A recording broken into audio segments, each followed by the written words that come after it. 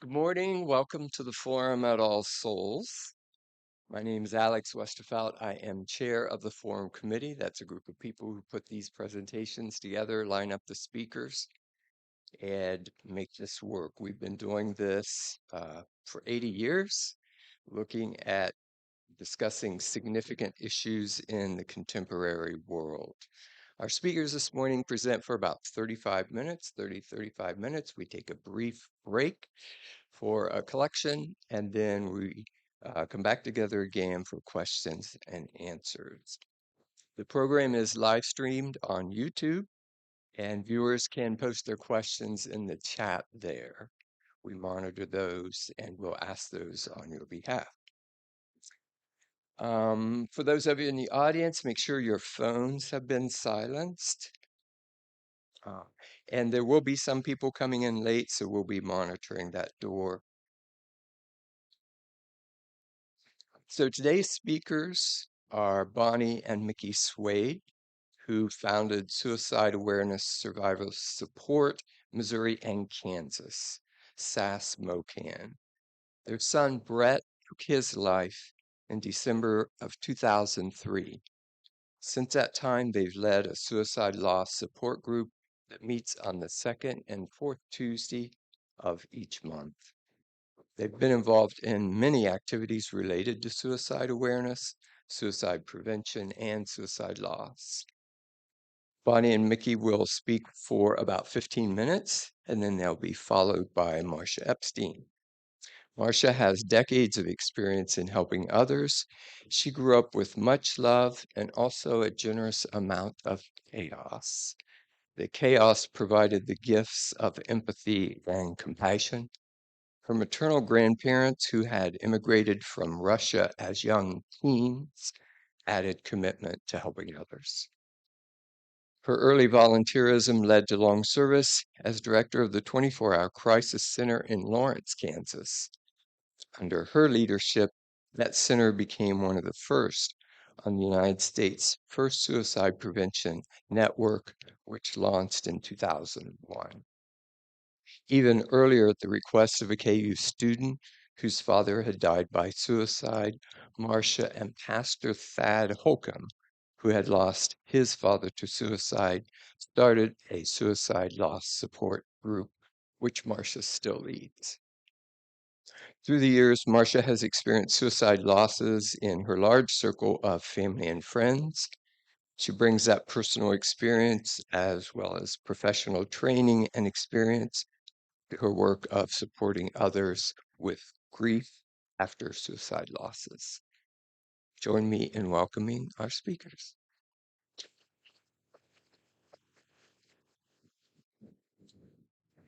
Yeah, I'm just going to advance that slide once so people aren't just looking at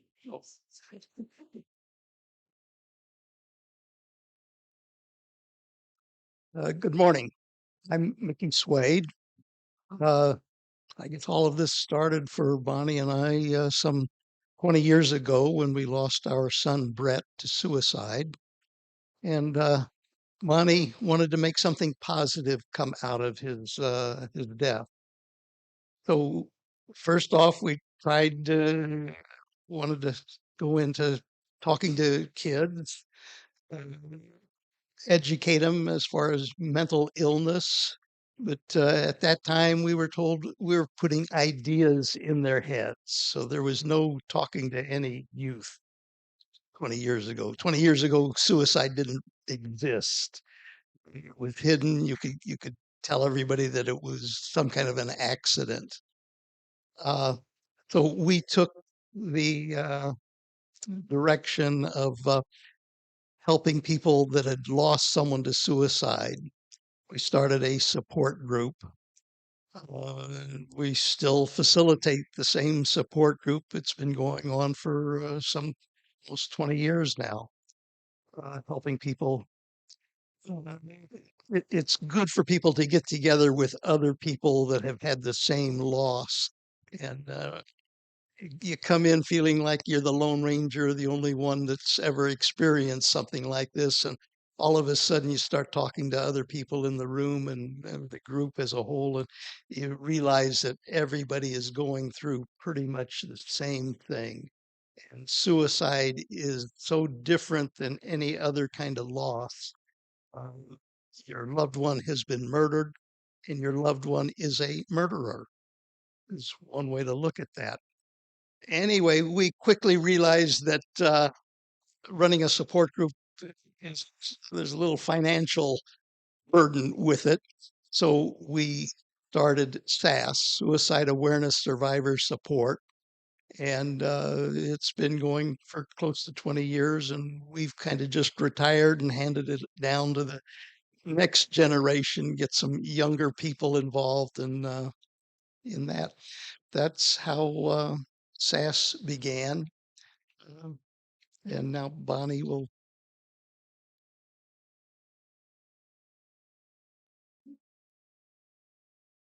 Good morning. I'm very happy to be here. I'm going to be talking about careless mistakes that people make to someone that has lost someone to suicide. As a loss survivor, I first got involved with this when a counselor who was a friend of mine said, "Oh, suicide is just poo poo." And I thought, poo poo, what is she talking about? And so at that point, I decided it was time maybe to get involved and try to educate people a little bit. Um, Careless mistakes that people make, there's always two sides to death. One is the person who lost someone, and the other is people that have also lost someone. It's like a rock going in the water and it pools and pools and pools. And people that have lost someone to suicide sometimes feel abandonment. It's strange that when you first meet somebody, everybody's there to bring food and etc. And about, I'd say a couple weeks later, it becomes less and less. So, and then it doesn't come at all. So I just felt like it was time to say something. One of the careless mistakes that people make is, I know how you feel. Well, you really don't know how I feel because you haven't experienced my feeling. So that's kind of a statement that you wouldn't want to make. Another one is he or she lived a long life. Well, I don't think that I could say to someone, oh, he or she lived a long life because you don't know. And their life might have been sickness or something else. And so for living a long life, it's not necessarily a good thing to say. Let me know if there's anything I can do. Well, at the time when you lose someone, I don't think that anyone knows what anyone can do. So, therefore, if you're proactive, you are going to just help them by bringing food, of course, by asking if you could take their children for an evening, if you could just help them in any way that they cannot decide to do for themselves. And you really don't know what to do. Um, Let me know if there's anything I can do. Well, I already talked about that. He or she lived a long life. Okay. Um, I don't know that we can say that. Right. He or she is in a better place. Well, you're here as church people. So I don't want to say that you don't know if there's a better place. Obviously, some of you think that heaven is a better place. We're Jewish, and I don't necessarily believe in that. That's okay. That's okay to say, because at least you're showing that you do care. It was a blessing. Well, sometimes suicide is not a blessing. Some people think suicide is selfish, and we know people that have lost someone to suicide. We really don't feel that it's a selfish act. It's a mental, not a selfish act. You're holding up so well. Well, holding up what? I don't know. So you're just you just hear a lot of those things that people say. I thought you would be over by this by now. That's a good one because really, we're never over it. You know, that death is with us forever and ever. So to say it's time for you to be over it is kind of ridiculous to say that. God needed another angel in heaven. Well, maybe. I don't know. I don't know. And perhaps maybe our loved ones go to heaven. I don't know because nobody's ever come back to tell me. So, I don't know. You're the man or the woman of the house now. If someone has died and there's children, it's a lot of responsibility to put on a child that they're the ones that have to keep everyone together. So, again, I think you would want to avoid that. Um, Suicide is selfish. I mentioned that. Um, don't make comments that suggest that people were responsible for the suicide. That's another mistake. Avoid saying the person's name is not right. You want to say our son's name was Brett. And so we want to, when we talk about Brett, we want to be sure to use his name because that's important for us and for you, I think. Um, Sometimes the thoughtfulness statements, it's best not to say anything. If you really don't know what to say, all you can say is, I care. And I'm here if you need me. And if you don't need me, then I won't bother you, basically. So those are some of the things that I found that people say when you lose somebody to suicide. And now Marcia's going to speak. How about that? Well, it's pretty efficient.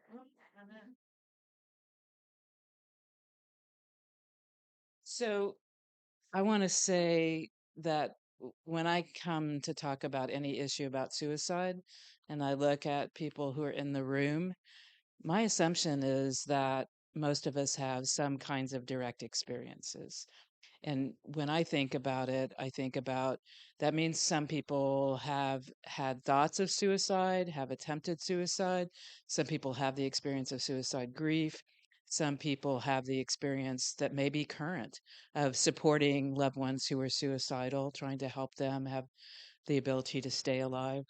Some of us do volunteer paid work that relates to helping people, and sometimes those are people who are suicidal. And so I always think of it as there's a lot of personal experience in the room.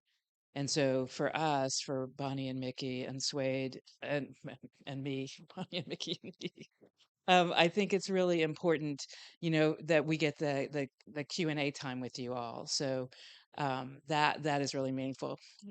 I asked Bonnie and Mickey to be first because I tend to get really excited and I can go on too long. So we'll see how this works. But I've got my phone, so I'll pay some attention to time. I also have to say, Alex is standing in the doorway. Alex is the one who reached out to me to ask about helping with this topic. Alex and I go way back. And Alex was my research professor for my first year of my MSW program. So I have to say that as somebody who, in general, throughout my school life, probably hated school, who couldn't go straight through to get a bachelor's degree, but kept getting pushed, you need to have an MSW because I was the director of the crisis center. I was doing all these things, but I didn't have any initials after my name. And so when I finally went back to school, it was really hard because I had already been doing a lot of work. I knew some of the faculty from community projects. I knew lots of providers. I was a provider. I was doing all this stuff. And I was suddenly in this world of thinking, maybe I don't know anything. I was really not confident. I was really had some hard experiences in school. And when Alex asked me, the way he asked me about possibly doing this, he wrote this letter and this email and said, I don't know if you remember me. And I'm thinking, you don't know if I remember you. Oh my gosh, the first day of the research class, which, for some people is going to feel pretty intimidating. I'm not a data person. I'm not a stats person. I mean, I believe in needing to know what's meaningful. So it made sense to me. But what he did for the first day of class was he showed this this pictures of all these people. And, we're sitting there like, okay, this is our research class. What is this? Who are all these people? And what he was telling us, and what he said, and whatever his words were, that research is about making sure we really are helping people, that what we're doing is really meaningful and beneficial to them. It's about the people, and don't ever lose sight of that. And for that and many reasons, I owe a lot of my being able to complete my grad program, because I went to school going, I can quit at any time. I'm the director of the crisis center. We've got 2 little kids. My husband and I are both working. We've got all this stuff going on. And if I don't want to finish this program, I don't have to. But you were one of the reasons that it's like, I'll do this.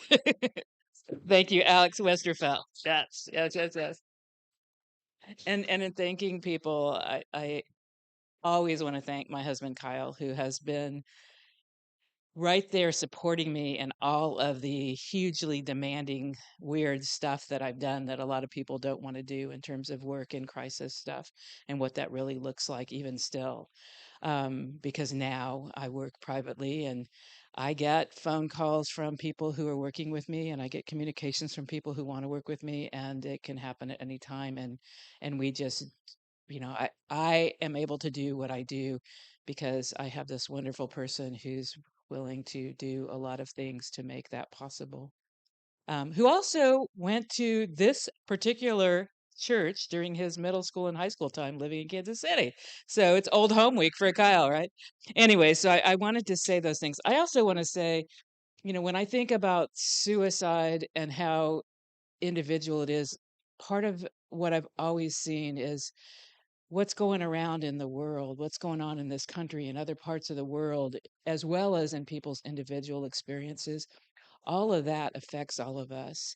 And in the suicide communities, I don't know how else to say that, but the groups that I'm really involved with, international groups related to suicide, a lot of our emphasis is on social justice. And so things like how different practices affect people, how different policies in different parts of the country, and issues about legislating things, all kinds of things, and the wars that are in other parts of the country right now, that affects all of us. That heaviness is with all of us, and some of us just are wired to be more affected by things, and we experience our emotions more intensely, and that's relevant to suicide, and it's relevant to us as people. So I needed to acknowledge that there's a lot going on, and so here we are at this time in the world where there's so much heaviness. And then if you listen to any media, it's the holidays.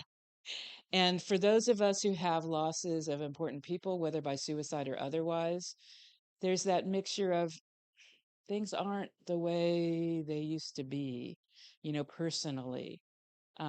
So there are a lot of different influences, and I put together a PowerPoint kind of to give me a little bit of focus, but it's just really important to say overall, and that suicide isn't something people want to talk about, which is, what Mickey was saying.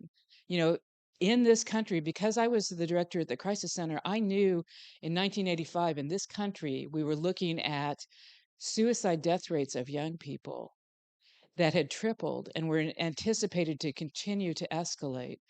And that is something that caused a big alert in certain parts of the country in terms of literal, that there were what were referred to as clusters, where there were several young people who died by suicide in a short amount of time.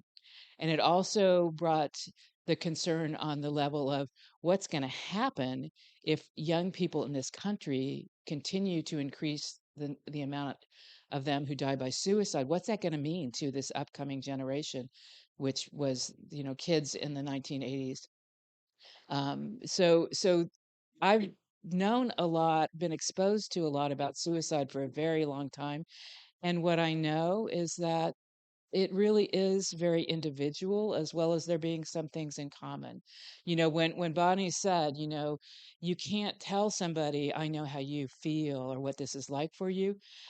None of us, even who've experienced suicide losses, can know that about somebody else. Because, the way that I think about things now is every single one of us has a lot of different identities, and the intro information that I provided to Alex was more personal than a lot because to me, that's what shaped who I am. That's how I ended up on the path I ended up on, was the personal stuff. And along the way, yeah, I have a lot of years of professional work, but the groundwork for being a person who would be a helper, that is something that was already there, way before I ever did any kind of school studies or even a lot of the volunteer. That's what led me to become a volunteer in doing hard stuff with crises that people face. So so I think about those individual identities, and there are a lot of them, and I'm not going to tell you all of mine, but I didn't want it just to be professional, because it's not just professional for any of us. Bonnie has decades of experience as a school counselor working with youth, but that wasn't the first thing that she needed you to know about her either. It's the personal stuff, it's the heart that we bring to each other, to the world, that to me makes a big difference. I've said, there are identities, and then there are the experiences, right? We get shaped by our experiences, and we keep having those. And at whatever point in time, a lot of our perspectives are related to that combination of the influences of our identities and our experiences. And so we have certain ways of thinking about things. And for me, I know that what I think about suicide and what I think about suicide loss isn't probably very common in terms of the amount of experiences that I have personally and professionally. But I think it's important for each of us to be able to just consider that. Where did you learn about grief even? If you think about, what were the role models, if any, that you had about what healthy grief is supposed to look like? And then you compound that with, well, what are the ideas that you picked up along the way about what suicide is like?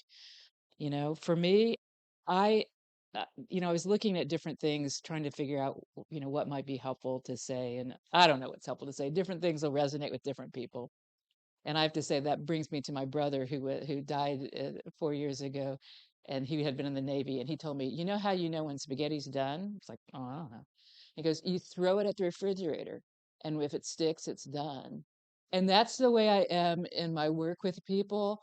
I kind of throw out some ideas, knowing that some of them will stick, and I kind of look for that. Can I tell that that's really resonated with somebody, and then we can stay on that path? Some of it won't stick, but I don't know. I can't assume I know what's going to be really meaningful to anybody. But there are a lot of things. And as I say that, one of my other notes to myself was, everything that I've learned that's most important to me is directly related to people's experiences that I've had the honor of hearing, of being with them, having them share that. And I know that's true with Bonnie and Mickey. How we are with our support groups and people who contact about us about that is informed by stories from years and years of people, different kinds of stories, different kinds of experiences. Um, and when I say that, I want to say some of the hard stuff, because this could have been close to any of you. My work, my suicide bereavement group, has included people who have experienced what I refer to as suicide murder.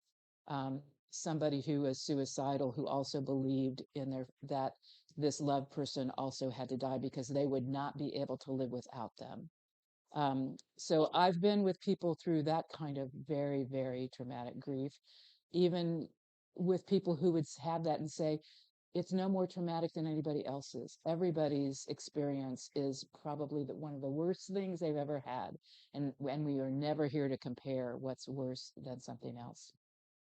I'm also part of a group, international group of people who are specifically healthcare providers, mental health and behavioral health providers, who have suicide losses, personally and or professionally. And for that population, and that could be some of you, we have these additional things about, well, we're supposed to know. Bonnie was a counselor. I'm this mental health social worker. I'm supposed to know these things. And yet, in my own personal life, I have people who die by suicide. And so, there are lots of different kinds of experiences people have. And what we know is that we have to be able to talk about those. And when we talk about those, the question and answer that can happen after, when we're at that point, um, the things that we need to talk about, that we need to do, we learn from each other. You ask a question, you share an experience, and it resonates in some way for somebody else. And I see that all the time, and that's why I love group experiences. So, um, in terms of basics, I haven't moved the PowerPoint. It's like, oh yeah, there's that too. Um, I might quickly do that, but suicide grief is incredibly painful in almost all situations for the people who are left behind. And that's a lot of people who might be impacted. Um, I've reached out to friends I know who are journalists and local news people and et cetera, because they are covering stories that are traumatic for them. They are covering stories and they also have their own experiences, right? So some of them are also survivors of their own personal suicide losses, as well as doing this coverage and trying to figure out how they're supposed to say that to the world through their writing or whatever. I mean, it's just really hard. And if I was thinking about one commonality, I would say the amount of pain and also the exhaustion from the pain, physically as well as emotionally.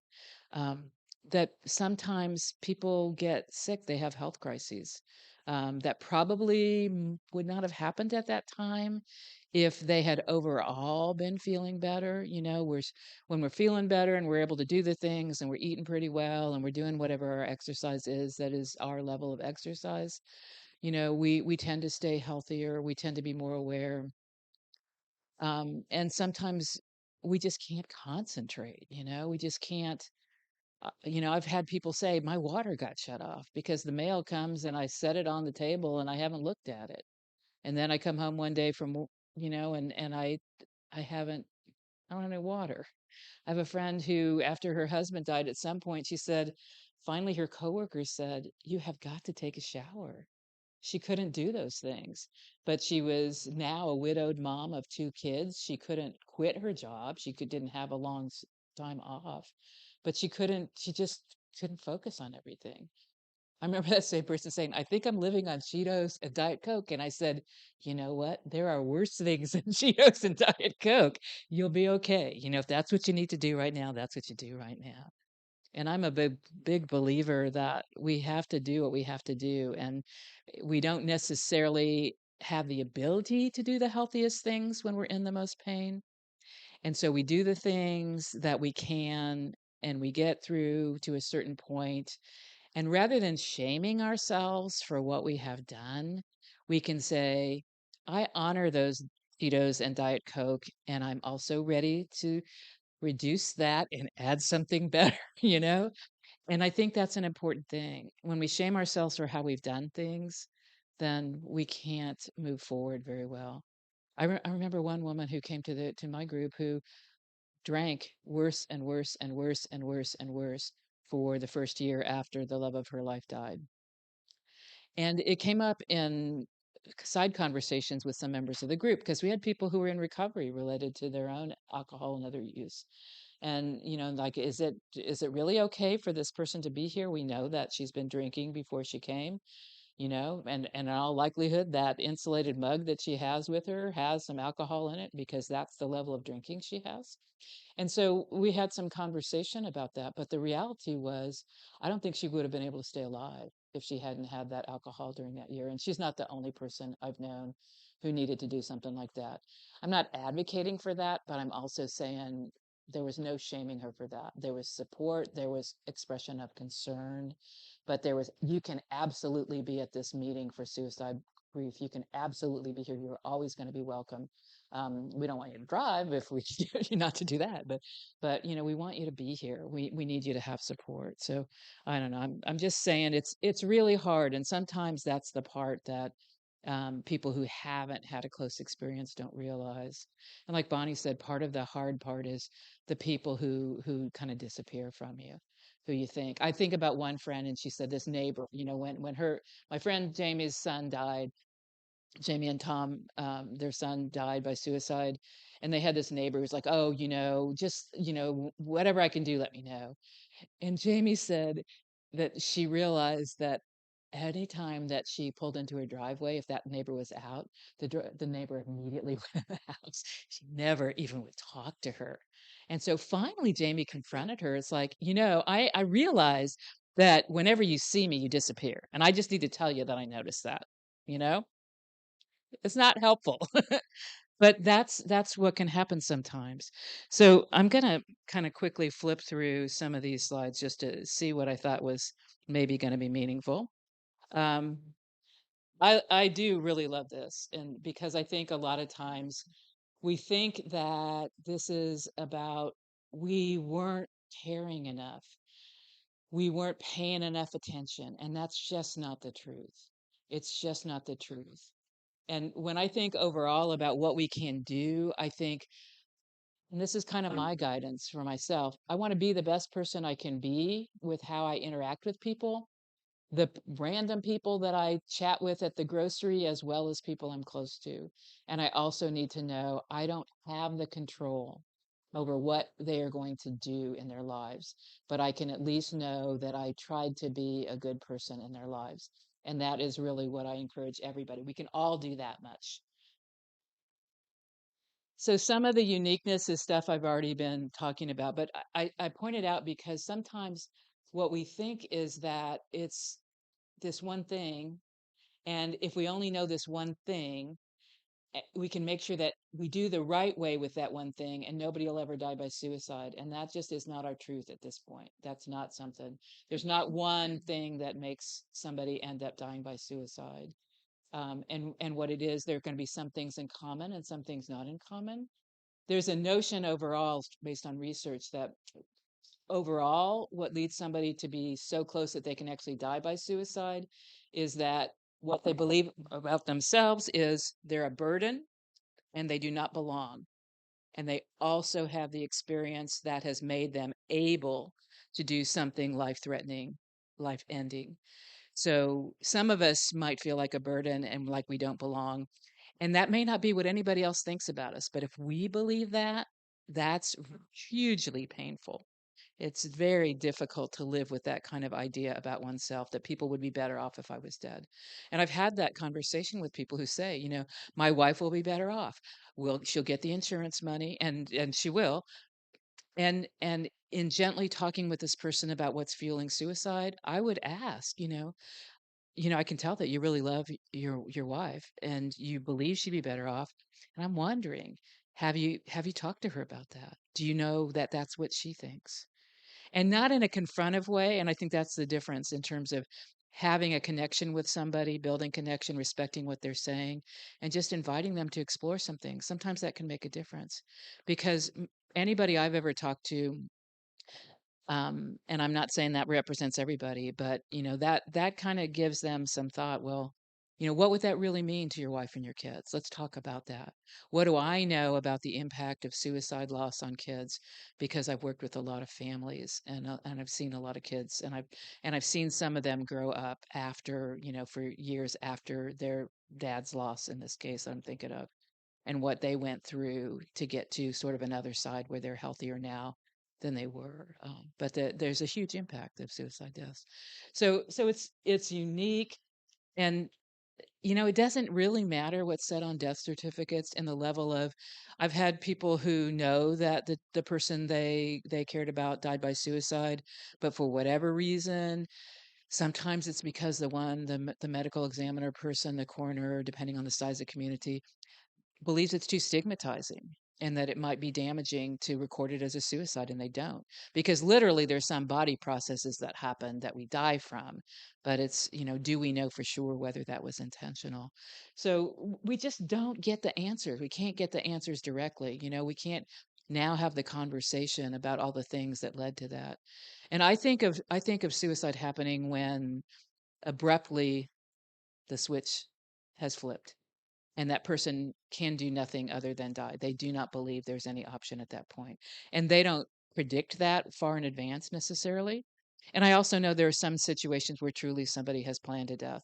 Um, but in talking with people who've survived what could have been lethal suicide attempts, they didn't know far in advance. It just they couldn't take it anymore at that moment. So we've got all this stuff, we've got all these questions, and I do put a note actually that seriously that I do work with a grief team, and one of those people is an intuitive medium, and we do talk about afterlife communication in a different workshop. This is what I was saying at the beginning, the kinds of experiences. And I think it's really important to know that these experiences are part of our identities, and they do affect how we experience suicide grief. Um, the numbers of experiences that we have in those different categories. And we aren't just one thing. That's always my thing. We're not just one thing. You know, if we were just one identity, then it'd be easy to figure out how to help somebody. But we're all multifaceted. So, because this comes up, the Elizabeth Kubler-Ross stuff, and that's my ending point, supposedly. I'll be quick. Elizabeth Kubler-Ross wrote, we have a friend, my husband and I have a friend who he refers to as a daughter, even though she's older than we are. But Donna worked alongside Elizabeth Kubler-Ross. The Kubler-Ross stages are about people who are dying and know that they are dying. It was never about grief. And so, you know, Bonnie was saying this. There's no timetable, there's no end, and it's not an illness. It's not grief is not an illness. It's a normal human response to the loss of a being who we love. So we get changed, this person, or not related to suicide, but a pet can die, and that's a huge loss for people, you know. And I talk with people about that too. We're not the same. The future's not the same. Everything's just been smashed to bits, and we got to figure out how to pull it back together, and that's a long process. I love this image because literally, if you think about that, when your hand is in front of your face, you don't see much else. But when it moves away, you can still see your hand, but you still are attached to your hand. And that's the same thing with the grief. It's always there, but it's not always there. But it's not like a timetable thing, and it's not like it moves away and it never comes back.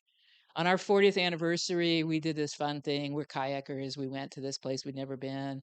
And I'm crying because we had a very small family wedding, and my mom and my brother and were people who were with us who have died. And it was just like, it's 40th anniversary. My mom should be here, and she's not.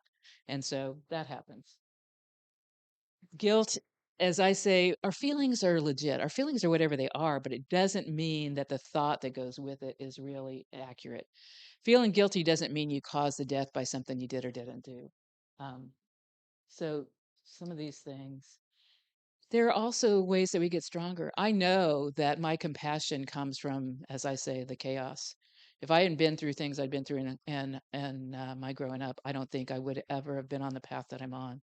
And there you go. Your grief doesn't get smaller. You got to build your life. And I love this image because that's what it's saying. People think it's going to shrink. No, it just doesn't get as much space because our jar gets bigger. You got to grapple with it, and you've got to remember what you did right. Frank Campbell, who's a national person related to suicide grief, he said, you know, we put up billboards along the highway about all kinds of things. We need a billboard that reminds us to remember what we did right. Holidays, you just have to figure out what is good and what isn't good for you. Support, Bonnie's been talking about that. You've got to be active. You know, you don't disappear. If it's somebody you really care about, do the things. Go to Walmart and buy them toilet paper because they need toilet paper and tissues. And if they have paper plates, even though, yeah, ecologically we don't love paper plates, but dang it, if you don't have the energy to wash dishes, paper plates are a gift. So do these things and talk about, you know, Bonnie said that, talk about people's loved ones. This I love because what it's saying is that the person with the most experience of the hardship is the one who gets to dump to whomever. Other people do not deserve and need to get support from the one who's there, who's most affected. There's some national things. We've got some stuff here. Alex said there's a little break before we do Q&A. We put some things on this table. My website has a page on suicide grief that has a lot of things that are helpful. Tonight, for those who are family members, a parent of any age who died by any cause. This is an annual thing with the Compassionate Friends. There actually is a gathering in the Kansas City area, I think the Johnson County side and maybe others, but the concept is this lighting of candles happening across the globe at 7 o'clock in whatever time people are in honor and memory of children who've lost by any cause of death, not specifically suicide. Some of the books brought a couple here. This center, this is from the Dougie Center, is excellent family stuff for grief. It's a national center. Okay, come on. Why did I move forward? Lindsay Doolittle is dear to Bonnie and Mickey and me. She's a art teacher in the Kansas City area, and with young ones after the death of her husband, who is a KCK police officer. Um, this book, For Children, and I've got a copy if you just want to look at it.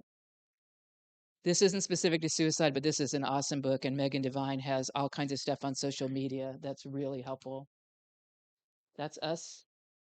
And then this, which is one of my favorite things. That's actually, I brought it with me. It's kind of my grounding thing related to grief.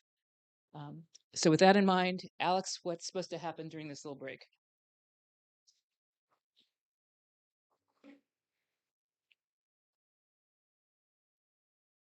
Thank you all for being with us and sharing. Appreciate it. And thank you, Marcia, for the kind word. So just a reminder that this program is broadcast on KKFI at noon on Thursdays. So our thanks to KKFI for the support of the forum.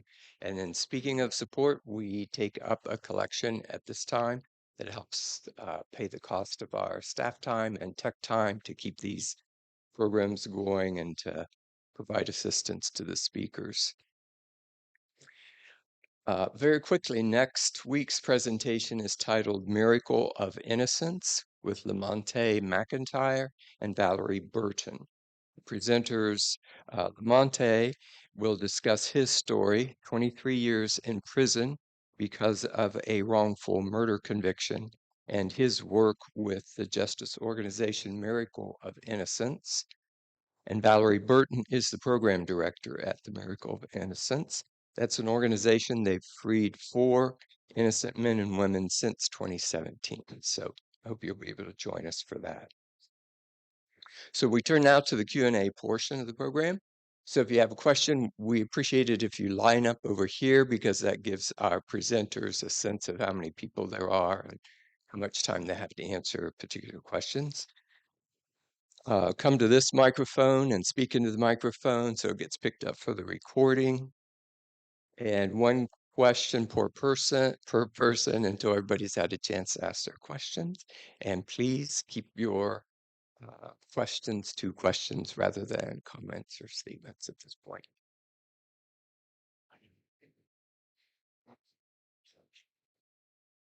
Let me be first. The one experience I have with suicide, one of the 2 experiences I have, is that the family. You're talking about grief-stricken families, but in this case, the family was toxic to the person. Could you guys address the idea that this process of grief is actually an awakening, or so how do you process the idea that a family is toxic to to the person who committed suicide? Go ahead.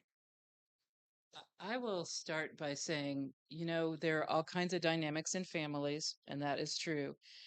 And I'm not sure exactly sort of where your question is coming from, like how to respond to the family members who you perceive as maybe having been damaging to the one who died, or can you give us like a little In nugget the about one what? case that I'm thinking about, the family was very insistent that he become this fundamentalist Christian, and then were taking intervention to because he walked away from it, and they had a doctor prescribe drugs to him that were causing him to be suicidal, and so the family itself was responsible for actions that resulted in the murder of their son. Okay.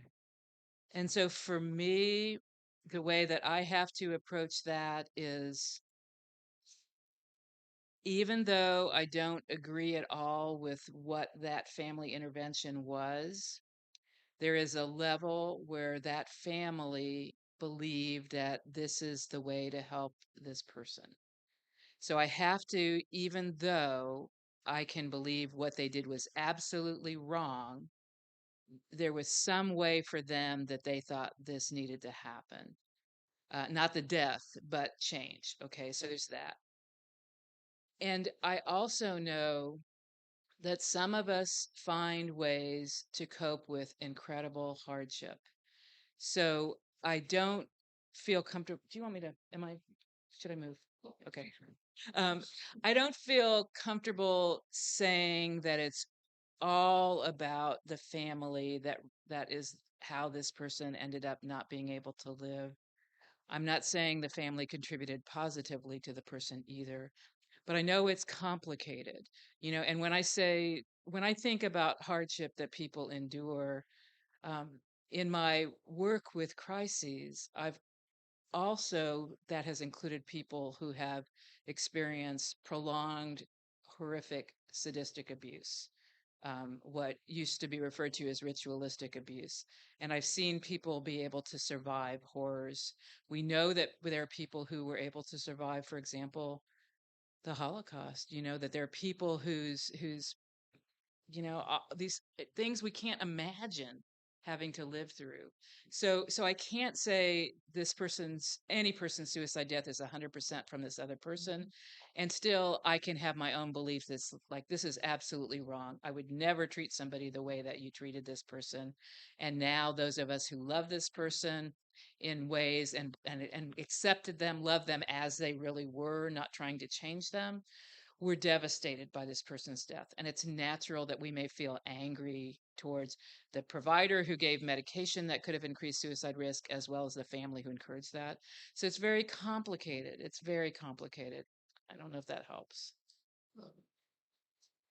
In our family, we've got 4 children. Brett was the oldest, and when he died, our son, who is the youngest, felt relief. Uh, we learned that Brett used to tease the younger kids in the family uh, in different ways, and he took away us from the rest of the kids. We spent more time dealing with Brett than we did with the rest of the family because of Brett's his nature. He he literally took time that we should have given to the other kids, but we had to deal with him and his various problems. We would have now more time to give to the rest of the family. And I just want to say that suicide is an individual thing. We had an incident where we heard that a boy had been in Topeka, and at the uh, clinic, and on the way home, on the way home, after he'd been there for 3 years, on the way home, he opened the door and jumped over the bridge. So the family is not really responsible. Person who does the suicide is the one we have to keep in mind is the responsible party and shouldn't really blame anybody else. That's just my feeling. So you hear that we have different pieces of the picture, and hopefully that's helpful to know there's not just one way and there's not just one situation that resulted in a family and conflicts and suicide.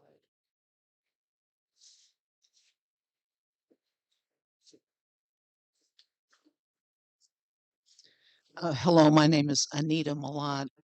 Um, I had a brother who committed suicide several years ago, and what I noticed was nobody wanted to talk about it. I mean, nobody. I felt very lonely in that time. But I have noticed on the news that there's a movement to try to um, diminish the stigma and the shame that is associated with suicide. And I just wondered if you had heard about it, if that movement is, I think this was, I don't know if it's back eastern California. It always seems like it's the coast. But if you had heard about it and if it's, you know, coming to the Midwest, are we going to, finally deal with the shame and the stigma that goes with suicide? You want to say something first?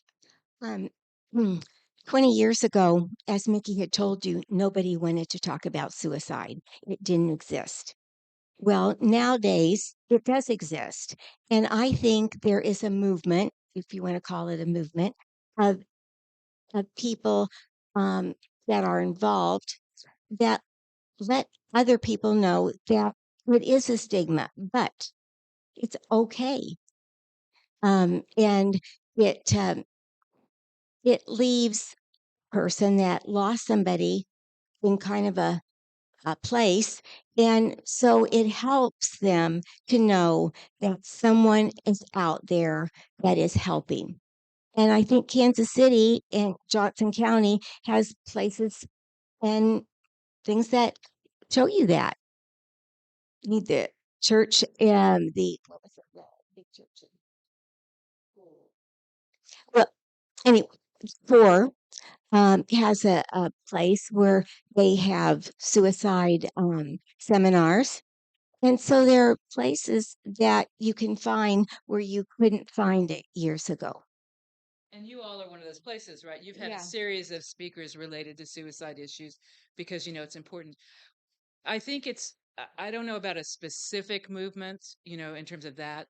What I know is that there is a lot of recognition that, for starters, suicide is not caused by mental illness. And there's this, I was thinking about that.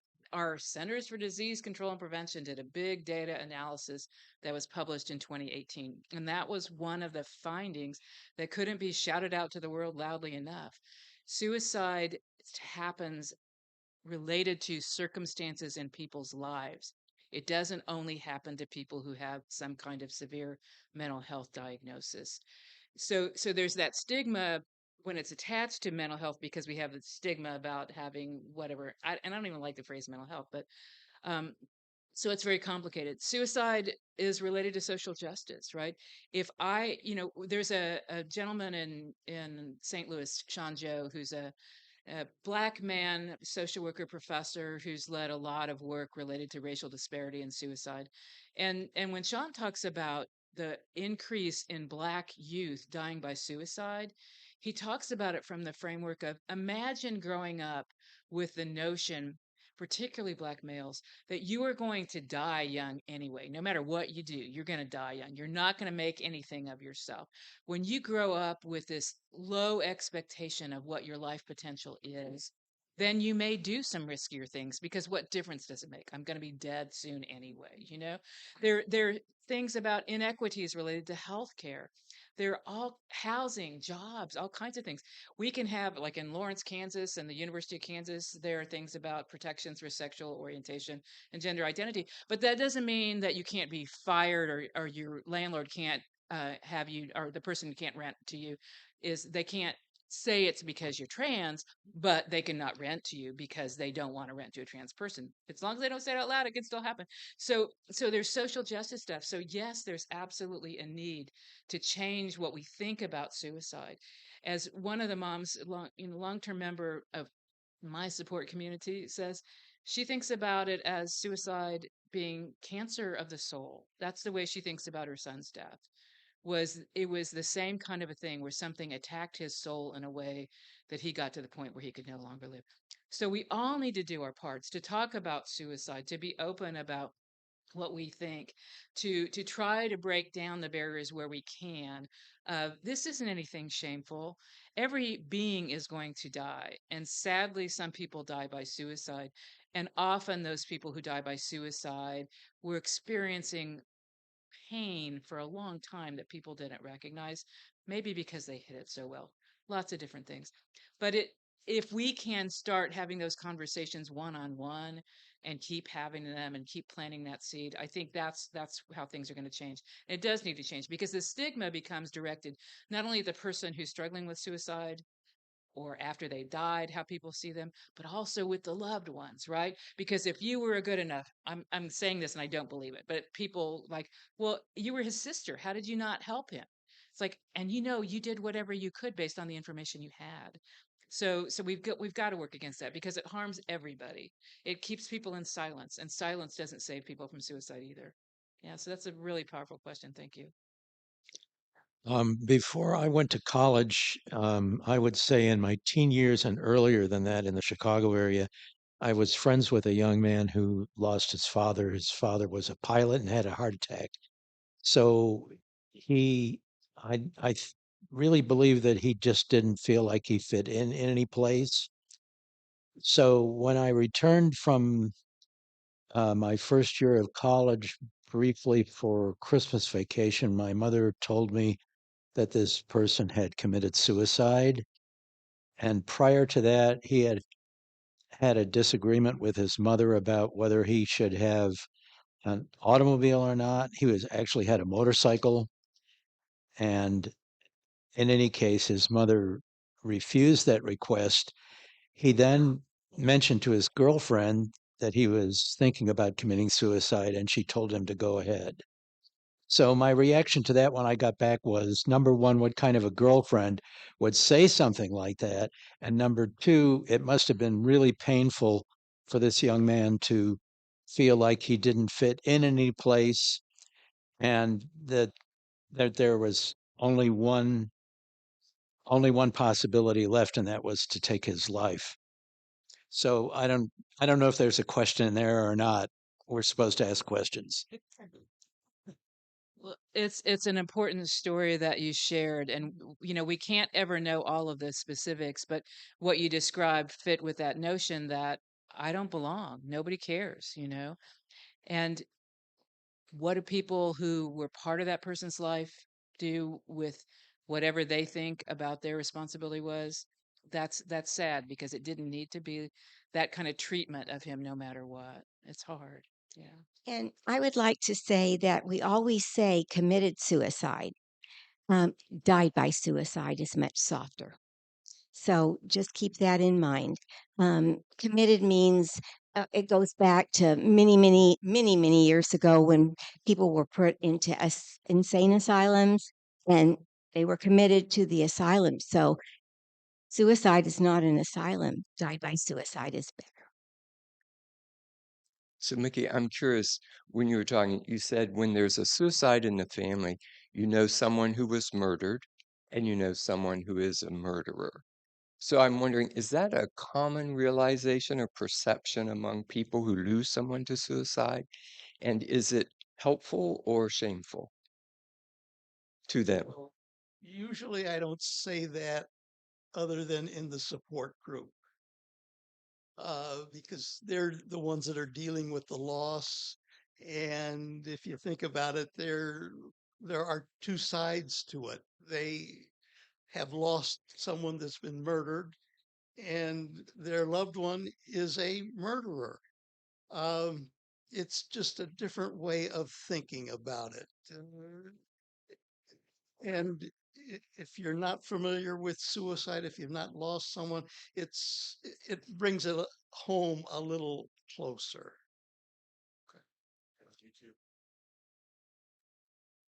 So just to add a bit about that, there's not going to be any language that's perfect for everybody or for every situation.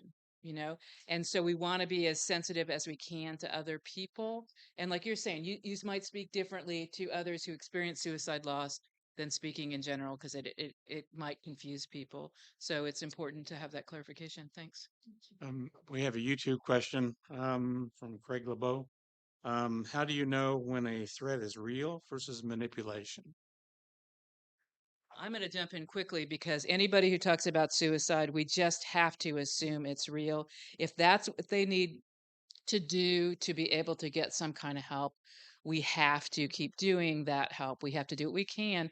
And I also know, like when I think about a friend, and I'm thinking about a specific friend who was repeatedly talking about suicide and self harm, what I tried to get my friend to do with me, instead of calling me after she'd done something to herself, was could you possibly try to reach me before you do that? Could we have a chance to talk before? So, what we know is that, yeah, we have to take it seriously. We also, I'm going to say, need to have some compassion because when the family member, friends, whomever have heard it again and again and again and again, and they're feeling scared and helpless, sometimes they say things that aren't ideal. And sometimes they don't take it seriously because, well, he's been talking about this for 5 years and he hasn't done it. But this might be the time when that person needs to act. So always take it seriously is the best. And that's one of the times when, if when people don't know what to do, yeah, you can call the 988 crisis line. At least that's somebody who will say, okay, these are some things you might try, or maybe even, would your person talk to me right now? We want to try to build supports with people. Yeah. Mickey, Bonnie, and Marcia are going to join us in the library if you didn't get a chance to ask your questions or you have other things you want to talk about. So we will adjourn to that. The service at All Souls begins at 10:45 for those who would like to join that. Thank you again for coming. Yeah. Okay.